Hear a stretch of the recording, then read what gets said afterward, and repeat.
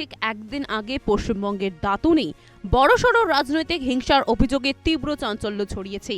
নির্বাচনের মুখে এই ঘটনায় রীতিমতো উত্তপ্ত হয়ে উঠেছে গোটা এলাকা।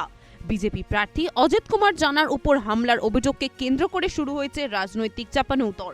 অভিযোগ অনুযায়ী নির্বাচনী প্রচারের সময় বিজেপি প্রার্থী অজিত কুমার জানা এবং তার সমর্থকদের লক্ষ্য করে হামলা চালানো হয়। এই ঘটনায় 10 জনেরও বেশি কর্মী গুরুতর জখম হয়েছেন বলে জানা গেছে। স্থানীয় সূত্রে জানা যাচ্ছে আহতদের দ্রুত হাসপাতালে ভর্তি করা হয়। প্রায় 15 জন কর্মীকে জলেশ্বর হাসপাতালে নিয়ে যাওয়া হয়েছে, আর একজনের অবস্থা আশঙ্কাজনক হওয়ায় তাকে বালাসোরে রেফার করা হয়েছে। এই ঘটনার পর থেকেই দাঁতন এলাকায় উত্তেজনা চরমে।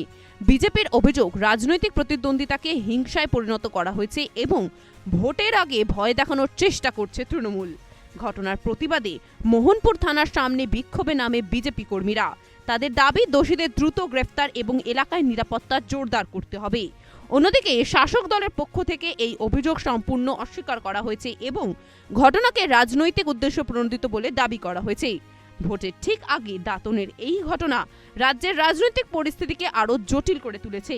সংঘর্ষ, আহত কর্মী এবং লাগাতার উত্তেজনার মধ্যে সাধারণ মানুষের নিরাপত্তা ও আস্থার প্রশ্নটাই এখন সবচেয়ে বড় হয়ে দাঁড়িয়েছে। অভিযোগ প্রত্যাখ্যানের এই লড়াইয়ের মাঝেই সাধারণ মানুষের নিরাপত্তা এবং নির্ভয়ে ভোট দেওয়ার অধিকারই এখন সবচেয়ে বড় চ্যালেঞ্জ। দেখতে থাকুন সুদর্শন বাংলা। জয় হিন্দ।